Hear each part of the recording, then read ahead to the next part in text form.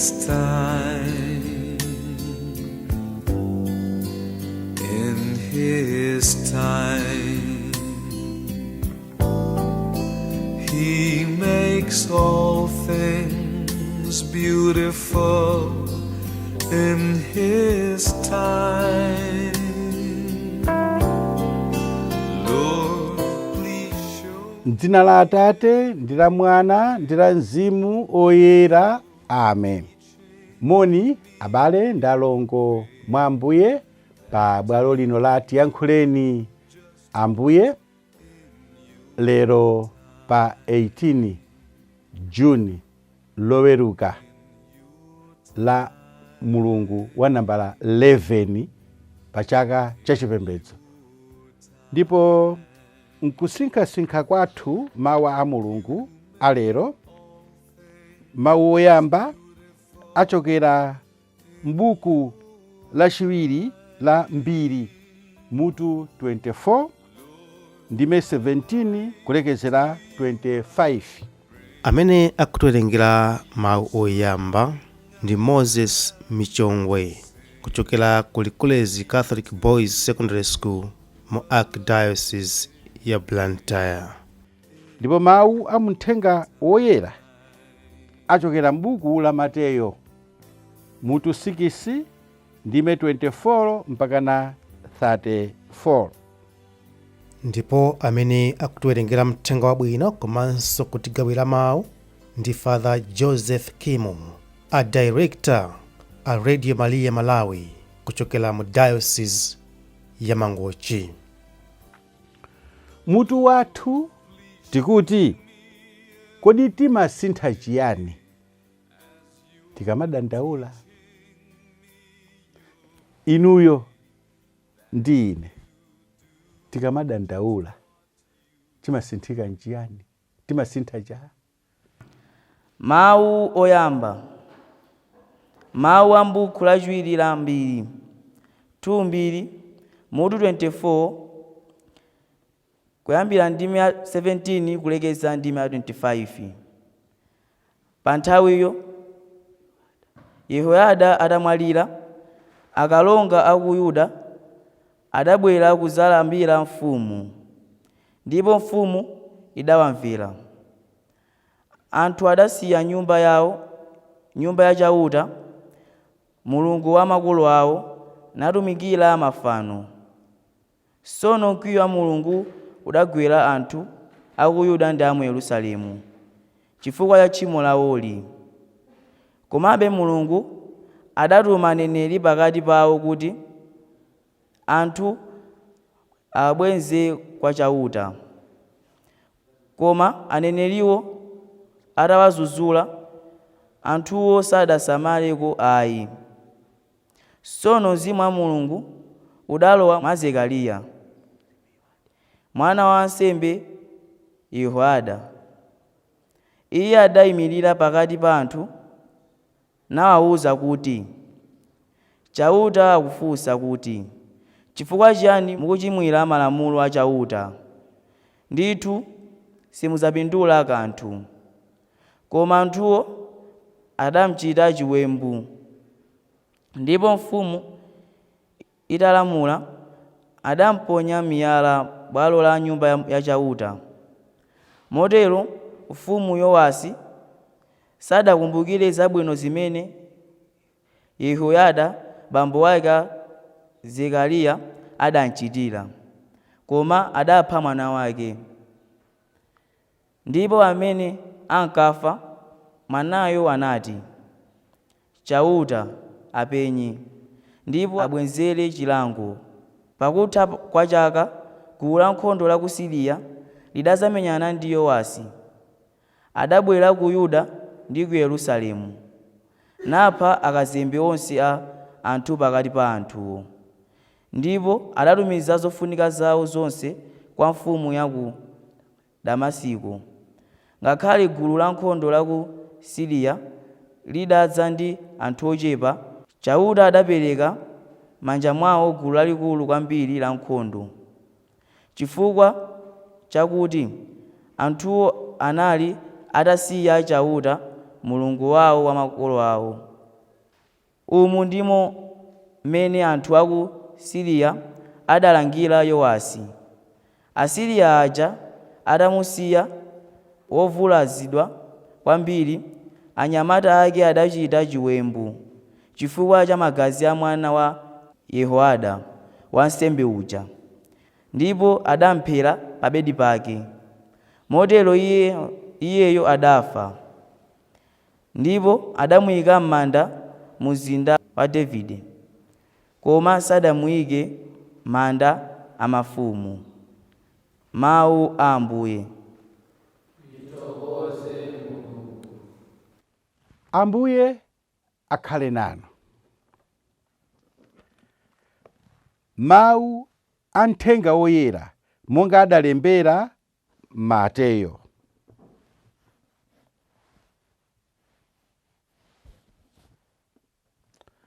Mateyo mutu 6 ndime 24 kulekezera 34. Pa nthawi yomweyo Yesu adati, munthu sangathe kutumikira mabwana awiri, pakuti kapena adzadana ndi mmodzi nkukonda winayo, kapena adzadzipereka kwa mmodzi nkumanyoza winayo. Simungathe kutumikira onse awiri, Mulungu ndi chuma. N'chifukwa chake ndikukuwuzani kuti musamadera nkhawa moyo wanu, kuti mudzadyanji, kapena mudzamwanji, kapena thupi lanu kuti mudzavalanji. Kodi suja moyo umaposa chakudya? Kodi suja thupi limaposa zovala? Onani mbalame zamumlengalenga sizifesa, kapena kukolola, kapena kututira m'nkhokwe ayi, komabe Atate anu akumwamba amazidyetsa. Nanga inu sindinu amtengo wapatali kuposa mbalame?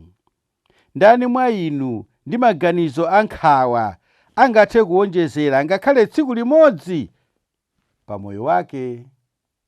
Ndipo mumaderanji nkhawa ndi zovala?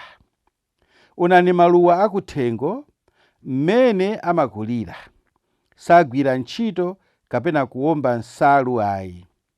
Komatu kunena zoona, ngakhale mfumu Solomoni yemwe mu ulemerero wake wonse sankavala zokongola kulingana ndi limodzi lomwe mwa maluwa amenewa.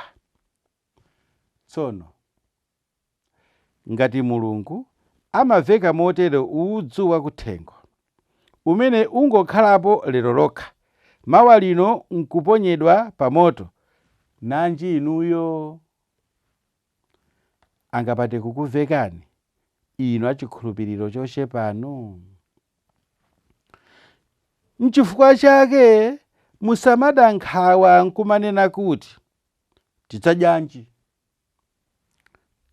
tidzamwanji, tidzavalanji. Paja zimenezi amazifunafuna ndi anthu akunja. Atate anu akumwamba amadziwa kuti mukuzisowa zonsezi, koma inu yambani mwafunafuna ufumu wa Mulungu ndi kumachita zimene iye akufuna, ndipo zina zonsezi azakupatsaninso. Motero musadere nkhawa zamawa. Zamawa nzamawa, tsiku lililonse lili ndi zovuta zake zokwanira. Mthenga wa Ambuye. Ulemu kwa inu Ambuye Yesu Khristu. Tanena kuti mutu wa kusinkhasinkha kwathu lero pano pa bwalo la Tiyankhuleni Ambuye ndi wakuti kodi timasintha chani tikamadandaula? Kodi timasintha chani tikamadandaula? Kaya tidandaula Mulungu watunthu pambuyo pakudandaula 1 week tikudandaula osagona. Ine nimakumbukira anga timati abiti mwanga ndiye timakhala nawo kukacha mwadzuka bwanji anganga, sindinagone usiku wonse kudandaula kuganiza izo. Ndiye amati kuti akhale bize amangosuta chingambwe usiku wonse, amangosuta chingambwe mpaka na mbee. Funso ndilakuti kaya tidandaula 1 week, tidankhawa kaya ndi 1 month, kuti tisintha chani? Kudandaula kwathuko kusintha chani? Mosapeneka kudandaula kwathuko kutipweteka ifeni, kumatipweteka ifeni. Chabwino, tikanathanso kusankha mutu wina pa mawu amene tawerenga makamaka ochokera mthenga wabwino. Mutu wochokera pa mawu awa tikunena kuti munthu sangathe kutumikira mabwana awiri, pakuti kapena adzadana ndi mmodzi nkukonda winayo, kapena azadzipereka kwa mmodzi nkumanyoza winayo. Tikanathanso kutenga mutu umenewu ndikutambasulaso koposa, koma ndiwomveka ndithu. Mutu umenewo ndiwomveka ndithu kuti ifeyo tiyenera kusankha. Ngati tikufuna kusankha Mulungu, tisankhe Mulungu. Ngati tikufuna kusankha Satana, tisankhe Satana. Koma sitingathe kusakaniza kuti ndisankha Mulungu, ndisankha Satana. Chabwino, koma ife lero tikufuna kuti tisinkhesinkhe makamaka pa moyo wathu wodandaula. Chifukwa mawu amene tawerengawa Ambuye Yesu akutilangiza komanso kutikumbutsa kuti palibe phindu kukhala munthu odandaula, palibe phindu kukhala munthu wokudankhawa. Chifukwa chiyani? Ngakhale anthu amene sikuti amalalika za Mulungu, sikuti amaphunzitsa za Mulungu, koma ndi anthu amene amapanga kafukufuku wa maganizidwe a munthu, machitidwe a munthu, amene pa Chingerezi timati ma psychologist. Iwonso amatiuza kuti kudandaula kumachita ngati kumudya munthu, kumudya. Ndiye tiye ntione pali zinthu zambiri zimene ifeyo titha kuona zimene zimatipweteka, zimationonga chifukwa cha kudandaula. Mwachidule tinene kuti zotsatira za kudandaula. Poyamba tidziwe kuti kudandaula kulikonse kumationonga ifeyo. Ngati ine ndikumudandaula munthu wina chifukwa chakuti anandilankhulira mawu ena, kudandaula kwangako sikumuononga iye uchayi, kundiononga ine. Ndiye timamva sindikugona, iyayi basi no mutu ungopweteka, basi ching'alang'ala mutu wachika. Kudandaula kulikonse ndikopanda phindu, ndipo kudandaula kulikonse kumationonga ifeni ake. Motero kudandaula si business yopezesa phindu pa moyo wa munthu ayi. Kachiwiri, kudandaula kumatisandutsa kukhala anthu akhungu. Ndifuna kunena chiyani? Kumatisandutsa kukhala anthu akhungu chifukwa chakuti timalephera kuona zabwino zambiri zimene Mulungu akutichitira. Ndikungoona kokhako kamene mwina wina wandilalatira, kapena wina khaya wanditumizira SMS yoyipa, kapena wanditumizira chithunzi chondinena, kapena chithunzi choyipa, kapena chondilalatira. Tili ndi nyimbo ija imene timati werenga madalitso ako. Uwerenge dalitso limodzi ndipo uzadziwa kuti Mulungu wako ndi wabwino. Mulungu ndi wabwino. Koma tikalowa mu mphika umenewu wa kudandaula timasanduka akhungu, motero kuti sitimathanso kuona zabwino zimene mulungu akutichitira kapena zimene mulungu watichitira. Kudandaula kuja kumatisandutsa akhungu osaona zabwino zimene mulungu akutichitira. Nthawi zina kumatheka kuti mwina munthu mmodzi kaya wakulalatira kaya wakuyipitsira mbiri watani, koma iweyo utati uone kuti pali anthu ambirimbiri amene akukufunira zabwino, pali anthu ambirimbiri amene akukupempherera, pali anthu ambirimbiri amene akufunitsitsa kuti ukanakhala ndi moyo wabwino, moyo wosangalala. Koma onse aja poti tikuti kudandaula kumatisandutsa kukhala anthu akhungu, suwaona, suwawerenga. Ungoona mmodzi yemwe uja, mmodzi yekhayo amene wakuchita ngati wakulasa mu mtima, wakubaya. Kachitatu, kudandaula kwambiri, kudankhawa kwambiri pa moyo wathu kumachepetsa chikhulupiriro chathu, kumaononga chikhulupiriro chathu. Ndipo Ambuye Yesu apa akutionetsa kuti zinthu zambiri zimene ife timadandaula ndi zinthu zoti mulungu atha kutipatsa. Ngati mulungu amatha kuveka maluwa, ngati mulungu amatha kudyetsa mbalame, nanga ifeyo amene tikuposa maluwa. Akunena kuti maluwa amene aphuka kenaka afota, nanga ifeyo amene tikuposa mbalame. Choncho tifune tisafune, pamene ifeyo tikhala anthu okudankhawa chifukwa cha icho, chifukwa cha icho, chifukwa cha icho, chifukwa cha icho, chikhulupirironso chimachepa, chikhulupiriro chimadyedwa, chimadyeka, chikhulupiriro chimakhala kuti chakhulidwa. Ndiyetu pali ntchito, chifukwa kuti tinene zoona, ndiye tonsefe ina amene china chake chikakhala kuti sichinayende mmene ineyo ndimafunira, wina wache akakhala kuti wandikhumudwitsa, basi ndimayiwala zabwino zonse zija zimene mulungu wandichitira, nkungokhala pa chinthu chokhacho.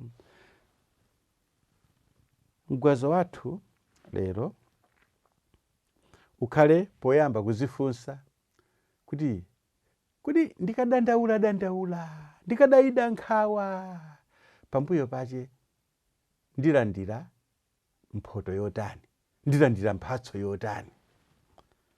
Komanso tikumbukire, ine ndangochirapo zinthu zitatu zokha zimene ndazitenga kuchokera kwa anthu aja mangana ma psychologist, komanso zimene ndazitenga kuchokera kwa anthu ma theologians ophunzira za chikhulupiriro, kuti kudandaula kulikonse ndikopanda pake, komanso kudandaula kulikonse kumatiwononga moyo wathu. 2, kudandaula kulikonse kumatisandutsa anthu akhungu. 3, kudandaula kulikonse kumachepetsa chikhulupiriro. Amen. Abale ndi alongo okondedwa, pano pa Tiyankhule na Ambuye, lero munali ndine mtumiki wanu mwa Ambuye Bambo Joseph Kimu, ndipo ndikuti madalitso a Mulungu wamphamvu zonse, Atate ndi Mwana ndi Mzimu Woyera akutsikireni nonse ndi kukhala nanu nthawi zonse. Amen. Chauta azitamandika nthawi zonse. Lord, my life to you I bring. May each song I have to sing be to you a lovely thing in your time.